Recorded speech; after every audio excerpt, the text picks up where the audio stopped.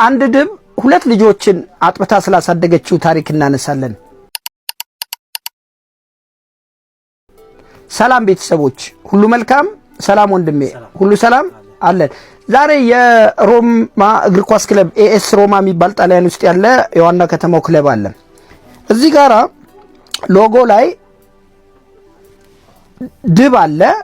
ድቡን ሁለት ልጆች ሲጠቡት ነው የሚያሳየው። እና እሱ ነገር ምንድነው?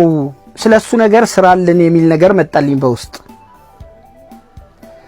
የሱ ነገር ታሪኩ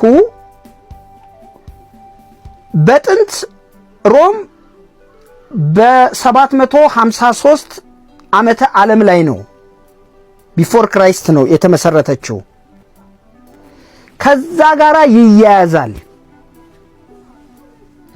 ምንድነው? ሁለት ህፃናቶች የማርስ በይሄ ድሮ የነበረው ነገር ይሄ አማልክት ስለነበር የምታመልከው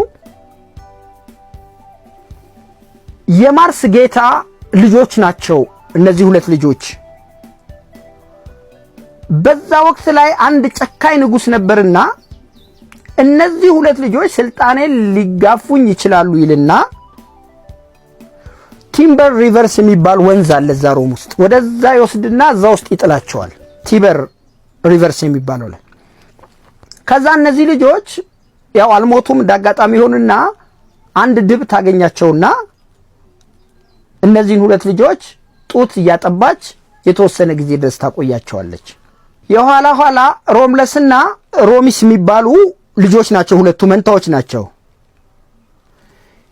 ሲያድጉ የስልጣን ነገር ይሆንና ሮምለስ የሚባለው ወንድምየውን ይገልና ስልጣኑን ይይዛል።